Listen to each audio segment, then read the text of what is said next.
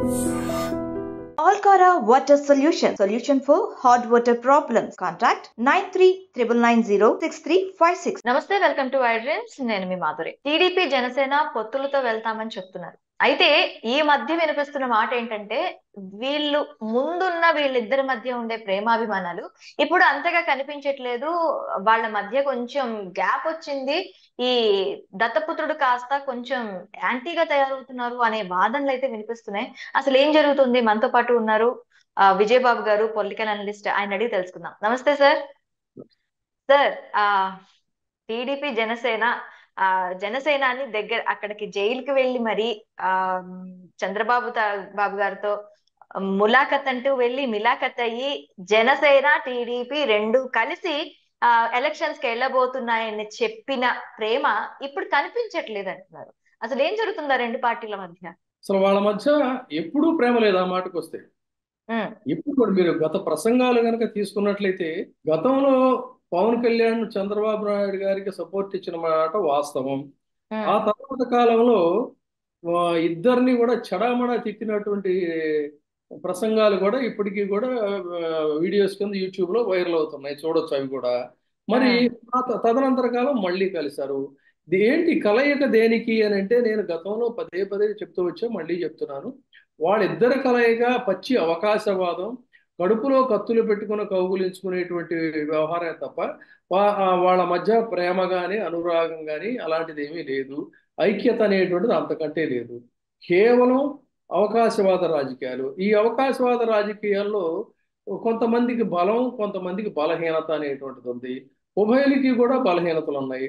చంద్రబాబు నాయుడు గారికి ఉన్నటువంటి బలహీనత ఏంటంటే ఆయన కుమారుడు. కాబట్టి ఇంకొక బలహీనత ఏంటంటే ఏ రోజు కూడా చంద్రబాబు నాయుడు గారు ఒంటరిగా ఎన్నికలకి వెళ్ళగలిగిన పరిస్థితుల్లో లేరు. ఈసారి కూడా ఏదో ఒక పార్టీతో తను కలిసి ప్రయాణం చేయాల్సిందే తప్ప ఒక పార్టీగా ఏకపార్టీగా ఆయన వెళ్ళినటువంటి సందర్భాలు లేవు. అలాంటి గెలిచిన సందర్భాలు లేవు. ఈసారి జనసేనని అంటే ఈ రాష్ట్రంలో అత్యధిక శాతం ఉన్నటువంటి కాపు వర్గాన్ని ఓట్లన్నీ కూడా మనం కనుక చేజించుకోగలిగితే అధికారంలోకి వస్తామనేటువంటి ఒక అంచనాతో పవన్ కళ్యాణ్ దగ్గరికి తీసుకోవడం అనేటువంటిది జరిగింది. మరి పవన్ కళ్యాణ్ ఎందుకు సార్ అంటారంటే ఇది చంద్రబాబు నాయుడు గారి బలహీనత. మరి పవన్ కళ్యాణ్కు ఉన్నటువంటి బలహీనత ఏంటంటే ఏదో ఒక మాసివ్గా వచ్చి ఊకదంపుడు ఉపన్యాసాలు, రెచ్చగొట్టేటువంటి ప్రసంగాలు, ఇలాంటివన్నీ ఏదో చేయగలుగుతాడు రాసి ఇచ్చినటువంటి స్క్రిప్ట్తో తప్ప రాజకీయాల పట్ల ఇప్పుడు పార్టీ పెట్టి 10 సంవత్సరాలు అవుతుందని చెప్తున్నాడు ఆయన. ఈ 10 ఏళ్లలో కూడా రాష్ట్ర పరిస్థితుల పట్ల పరిపూర్ణమైనటువంటి అవగాహన కానీ, వివిధ అంశాల మీద సాధికారికంగా మాట్లాడగలిగినటువంటి పరిస్థితి కానీ ఆయనకి కించిత్తు లేదు అనేటువంటిది సుస్పష్టం. అందుకనే ఆ పక్కన తర్వాత అతనికి ఉన్నటువంటి ఒక ఇన్ఫీరియారిటీ కాంప్లెక్స్తో ఎవరినైనా సరే మునుముందుగా చొరవ తీసుకొని వెళ్ళి మాట్లాడగలిగినటువంటి ఒక ఆ లక్షణాలు కూడా లేవు. అందుకనే పక్కన నాదెండ్ల మనోహర్ అనేటువంటి ఒక వ్యక్తిని పెట్టుకొని ఏదైనా సరే ముందు ప్రాథమికంగా సంప్రదింపులు వ్యవహారాలన్నిటికీ కూడా మనోహర్ వెళ్తాడు. వెళ్ళిన తర్వాత పర్సనల్ డీల్స్కి సంబంధించినప్పుడు మాత్రమే తను వెళ్తాడు. కాదు అంశాల ప్రాతిపదికగా చర్చలు జరపాలి అన్నప్పుడు మాత్రం పక్కన నాదెండ్ల మనోహర్ ఉన్నప్పుడు మాత్రమే తను మాట్లాడగలుగుతాడు. ఇది మనం చాలా కాలంగా మనం చూస్తున్నటువంటి స్థితి. కాబట్టి తనకి పార్టీ నిర్మాణం కానీ, పార్టీ నిర్మాణంలో అనుసరించాల్సినటువంటి వ్యూహం కానీ, దానికి కావలసినటువంటి వ్యక్తులను వివిధ స్థాయిల్లో నిలబెట్టి ధైర్యంగా వీళ్ళతో ఒక వాళ్ళకి భరోసా ఇచ్చి తను కూడా భరోసాతో వీళ్ళ వల్ల నాకు ప్రమాదం లేదు, ఇబ్బంది ఏమి ఉండదు, ఈ ప్రొసీడ్ అని అనగలిగినటువంటి స్థైర్యం కానీ ఇవేమీ లేవు. కాబట్టి దాన్ని ఒక పాకెట్ ఆర్గనైజేషన్ లాగా, ఒక జేబు సంస్థ, ఎందుకంటే ఆయనే చెప్పాడు మనం అన్నది కాదు, ఏమన్నాడు, పార్టీ నాది, పెట్టుబడి నాది, కష్టం నాది అని చెప్తున్నాడు. ఏ పార్టీ పెట్టిన వాళ్ళు ఎవరు కూడా పెట్టుబడి నాది అనేటువంటి పదాన్ని రాజకీయాల్లో ఎవరు వాడరు. అంటే దాన్ని తన జేబు సంస్థగా మాత్రమే ఉంచుకోదలుచుకున్నాడు. ఆ జేబు సంస్థగా ఉంచిన దీంట్లో ఒక నిర్మాణం లేదు. ఆ పార్టీ నిర్మాణం లేకుండా మరి ఎన్నికల ప్రక్రియ ఎలా సాగుతుంది? ఎన్నికల ప్రక్రియ అంటే మండల స్థాయిలో కమిటీలు ఉండాలి, నియోజకవర్గాల స్థాయిలో కమిటీలు ఉండాలి, తర్వాత దానికి ఒక నిర్మాణం ఉండాలి, ఇవేమీ కూడా ఈ రోజుకి 10 ఏళ్ళు అయిందని చెప్పినా కూడా జనసేనకు ఆ స్ట్రక్చర్ అనేటువంటిది లేదు. కాబట్టి ఓకే. ఇవన్నీ ఎవరు చేసి పెట్టాలి? చంద్రబాబు నాయుడు గారు చేసి పెట్టాలి. చంద్రబాబు నాయుడు గారు చేసి పెడితే మాత్రమే తను వెళ్ళగలుగుతాడు. అందుకని అనివార్యంగా చంద్రబాబు నాయుడు గారి మీద ఆధారపడవలసినటువంటి పరిస్థితి వచ్చింది. అయితే వీళ్ళిద్దరి మధ్య ఎప్పుడు కూడా ఎప్పటికప్పుడు వీళ్ళు దగ్గర అవుతున్న కొద్దికి వీళ్ళ మధ్యలో పాయసంలో ఒక విషపు చుక్క వేసినట్టుగా వీళ్ళ ఐక్యతను బ్రేక్ చేస్తున్నటువంటి వారు ఎవరు అంటే none other than Lokesh. KCR. గతంలో లోకేష్. ఓకే. కూడా గతంలో కూడా చంద్రబాబు నాయుడు గారితో సయోధ్య కుదిరిన తర్వాత నేను చాలా సందర్భాల్లో చెప్పాను ఈ మాట. సయోధ్య ఉమ్, కుదిరిన తరువాత ఒక దశలో ఒక ఇది చెప్తే ఏంటంటే మనం అబద్ధం చెప్పినట్టు వాళ్ళ మీద అభాండాలు వేసినట్టు నిందలు మోపినట్టు అవుతుంది. కానీ ఒక డీల్కి సంబంధించి మాట్లాడినప్పుడు ఆ చంద్రబాబు నాయుడు గారు సరేనన్నా కూడా ఆ డీలు ఈయనకి నచ్చలేదు. లోకేష్ నచ్చక ఏం మాట్లాడుతున్నాడు మరి అంత ఇది చేస్తాడా అదా ఇది అని కొంత నోరు జారి మాట్లాడినటువంటి పరిస్థితి. ఎప్పుడైతే ఇతను నోరు జారాడనేటువంటిది అక్కడ మనకి పెద్ద పెద్ద ప్యాలెస్ల్లో వ్యవహారాలన్నీ కూడా డ్రైవర్లతోనో నౌకర్లతోనో ఇలాంటివి బయటకు వస్తాయి. అమెరికా పాలిటిక్స్ వాటర్ గేట్ కుంభకోణం నుంచి కూడా ఆ విధంగానే చంద్రబాబు నాయుడు గారి ఇంట్లో జరిగిన వ్యవహారం ఇది పవన్ కళ్యాణ్ దాకా చేరింది. చేరిన తర్వాత దాంతో రెచ్చిపోయి వెంటనే అప్పుడు ఆశ్చర్యపోయారు అందరూ. ఇదేంటి నిన్నటి వరకు చంద్రబాబు నాయుడు గారికి మద్దతు ఇస్తా సాగిన ప్రసంగాలు ఇప్పుడేంటి ఇట్లా రివర్స్ అయ్యాయని చెప్పని అందరూ ఉలిక్కిపడ్డారు. ఆ విధంగా చెడామడా తిట్టాడు ఇద్దరిని కూడా, చంద్రబాబు ఉమ్. నాయుడు గారు, లోకేష్ ని. అవన్నీ కూడా యూట్యూబ్ లో ఇప్పుడు మనం చూడొచ్చు. నేనేం అబద్ధం చెప్పడం అంటే సంయమనం లేదు అక్కడ కాదు. పవన్ కళ్యాణ్ లో.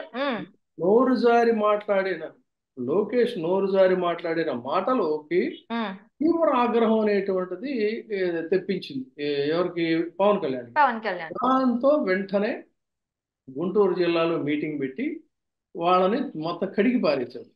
ఉమ్, కడిగి పారేసేసరికి చంద్రబాబు నాయుడు గారు తల పట్టుకొని నేనేదో నానా తిప్పలు పడి అతను ఒక దారిలోకి తీసుకొస్తే ఇలా జరిగింది ఏంటని చెప్పి మళ్ళీ వెంటనే మనోహర్ని పిలిపించడం.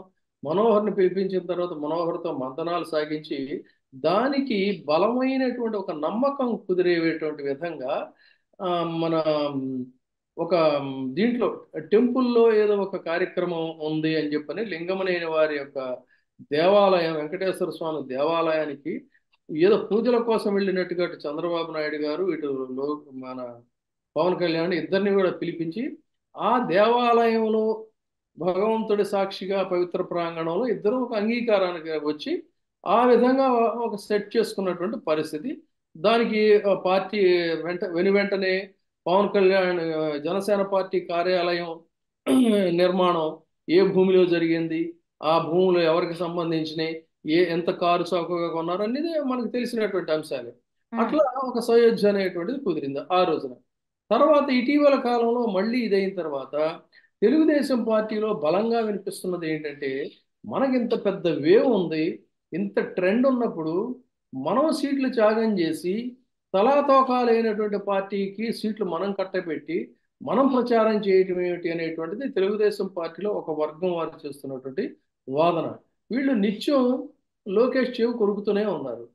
అది అటు జరుగుతూ ఉంటే ఇటు జనసేనలో కూడా అదే ఇంచుమించు అదే స్థాయిలో వాళ్ళు చాలా గుంభనగా, ఆసక్తిగా, ఉద్విగ్నంగా ఎదురు చూస్తున్నారు. ఏంటి, మనకి సీట్లు దొరుకుతాయా లేదా, మనకి ఎన్ని సీట్లు ఇస్తాడు, మనల్ని బలి పశువులను కనుక చేస్తే మనం ప్రతిగా ఎలాంటి జవాబు చెప్పాలి అనేటువంటి దీంతో వాళ్ళు ఒక సైలెంట్గా అబ్జర్వ్ చేస్తున్నారు. ఈ పరిస్థితుల్లో ఉభయులు కూడా సీట్ల అనౌన్స్మెంట్ అనేటువంటిది జరిగినప్పుడు ఒక్కసారిగా ఈ విభేదాలని భగ్గుమంటాయి. నేను మొదటి నుంచి చెప్తున్నా, ఏది ఈ చంద్రబాబు నాయుడు గారు అనుకూల మీడియా వైసీపీలో వాళ్ళు వద్దనుకున్నటువంటి వాళ్ళు బయటకు వస్తూ ఉంటే దాన్ని గోరంతలు కొండంతలు చేసి గ్లోరిఫై చేసి ఆ పార్టీలో ఏదో జరిగిపోతా ఉంది, ఉపద్రవం జరిగిపోతుంది అంటున్నారు. కానీ ముందు ముదుసళ్ళ పండగ ఈ ఉభయులు కూడా జనసేన తెలుగుదేశం పార్టీ వాళ్ళ లిస్ట్ అనేటువంటిది బయటకు వచ్చిన తర్వాత ఎన్ని రకాల గొడవలు జరుగుతాయి, ఎంత అల్లర్లు చెలరేగుతాయి అనేది అప్పుడు చూడాలి అసలు రంగు. అప్పటిదాకా ఇటు అత్యుత్సాహం ప్రదర్శించి దీన్ని ఏదో హడావిడి చేస్తున్నారు. కానీ ఇద్దరికి కలిసి ఇది ఎందుకంటే రెండు నెగిటివ్ పోల్స్. ఏది తెలుగుదేశం జనసేన అనేటువంటివి రెండు కూడా పరస్పర వైరుధ్య భావాలు ఉన్నటువంటి పార్టీలు. ఎప్పుడు కూడా ఒక భావజాలం ఒకటే ఉన్నటువంటి పార్టీలు మాత్రమే కలిసి పోటీ చేయగలుగుతాయి. పరస్పర వైరుధ్యాలు ఉన్నటువంటి రెండు పార్టీలు కొన్ని కలపాలి అనుకోవటం అనేటువంటిది ఒక విఫలయత్నం అవుతుంది. ఆ విధంగా రేపు ఈ రెండు పార్టీలు కూడా కలిసి వాళ్ళు కనుక క్యాండిడేట్స్ని అనౌన్స్ చేస్తే జరిగేది ఏంటంటే అంతర్గత ఘర్షణలు అనేటువంటి అనివార్యం. ఒకవేళ వీళ్ళు కష్టపడి కొన్ని చోట్ల ఉభయల్ని కూడా ఒప్పించి మెప్పించి పోటీకి వెళ్ళినా ఓట్ షేరింగ్ ఎంతవరకు ఉంటుందనేది కూడా ఇదే. ప్రతిసారి నేను తేలిగ్గా అర్థం అవడానికి ఒక్కటే సింగిల్ ఎగ్జాంపుల్ చెప్తున్నా, ఒకటి రెండు ఎగ్జాంపుల్ మాత్రమే చెప్తున్నది. ఏంటంటే తెనాలినే ప్రధానంగా తీసుకుందాం. తెనాలిలో నాదెండ్ల మనోహర్కి సీట్ ఇస్తే అక్కడ మొదటి నుంచి బలమైనటువంటి నాయకుడిగా ఉన్నటువంటి తెలుగుదేశం పార్టీ అభ్యర్థి ఒప్పుకోడు. ఒకవేళ ఆయన ఒప్పించిన ఆయనకు సంబంధించిన శ్రేణులు ఎటువంటి పరిస్థితుల్లో మనోహర్కి పని చేయరు. మనోహర్కి ఇవ్వకపోయినట్లయితే మరి అది జనసేనకు అశనిపాతం అవుతుంది. అలాగే వ్యవస్థాపక సభ్యుడిగా రాజమండ్రి రూరల్లో ఉన్నటువంటి గోరంట్ల బుచ్చయ్య చౌదరి గారు, ఆయనకి టికెట్ ఇవ్వకపోయినట్లయితే ఆ టికెట్ జనసేనకి ఇస్తే పరిస్థితులు ఎలా ఉంటాయి? ఇప్పుడు మనం ఇవాళ రాజానగరంలో కానీ ఇలాంటి చోట్ల కూడా చూస్తూనే ఉన్నాం. చాలా చోట్ల అవనిగడ్డ కావచ్చు, ఇంకోటి కావచ్చు, ఇలా అనేక ప్రాంతాల్లో ఈ విభేదాలు అనేటువంటి భగ్గుమంటాయి. డెఫినెట్గా ఉభయంలో కూడా ఆ ఘర్షణలు ఇవన్నీ ఉంటాయి. కాబట్టి ఇప్పుడు గతంలో కాదు, ఇప్పుడు జరగబోయేటువంటి రసవత్తరమైనటువంటి సన్నివేశంగా చూడాలి ఇది. అందుకని ఒకవేళ పవన్ కళ్యాణ్ టికెట్ల విషయంలో కొంచెం చేజార్చి అంటే ఓకేలే మనం మద్దతు మాత్రం ఇద్దాం అని అంటే జనసేన క్యాడర్ వినే పరిస్థితి ఉందంటారా? నేను చెప్తుంది అదేనమ్మా. ఇప్పుడు ఇన్ని ఇచ్చినా ఇప్పుడు అక్కడ తెలంగాణలో చూసాం. తెలంగాణలో ఇతను 32 సీట్లు 35 సీట్లు అన్నాడు. అంటే లేదు అన్ని కాదులే కానీ అన్నప్పుడు కొన్ని కనీసం 25 అన్నా ఇవ్వండి అన్నాడు. 25 ఏమి లేదు అంటే 15 అడిగాడు. 15 కూడా కాదులే అని చెప్పని వాళ్ళు ఏం చేశారు, 10 అన్నారు. 10 కూడా లేకుండా చివరికి అందులో కూడా తగ్గించి మరి చివరికి 8 సీట్లకు పరిమితం చేస్తే కూడా సరేనన్నాడు. కాబట్టి అతనికి కావాల్సింది కొన్ని ఓన్లీ డీల్స్, అంతేగాని అతను ఎప్పుడూ కూడా సినిమా ఈ అవకాశవాద రాజకీయాల్లో ఉన్నటువంటి ఈ బాపత సినిమా వ్యక్తులకు కావాల్సింది ఏంటంటే అప్పటికప్పుడు షూటింగ్, నెక్స్ట్ ప్యాకప్ తప్ప వాళ్ళతో ఏ విధమైన బాండింగ్ ఉండదు. బట్ రాజకీయ పార్టీల్లో ఏంటంటే సుదీర్ఘకాలం పాటు బంధాలు, అనుబంధాలు, ఆప్యాయతలు, స్నేహాలు ఇవన్నీ ఉంటాయి. ఇతర ఉండదు కదా. కాబట్టి ఏం చేస్తాడు, తన చుట్టూ 10 ఏళ్ల నుంచి తిరిగిన ఎంతమందినైనా కూడా బలి పెట్టడానికి రెడీగా ఉంటాడు. అయితే ఆత్మగౌరవం ఉన్నటువంటి అనేక మంది అందుకు సంసిద్ధులుగా లేరు. వాళ్ళు ఖచ్చితంగా రేపొద్దున తిరగబడతారు. ఏ విధంగా ఇతను సముదాయించుకోగలుగుతాడో, సమాధానం చెప్పగలుగుతాడో అనేటువంటిది మనం ఎదురు చూడాలి. Okay, thank you sir, thank you very much.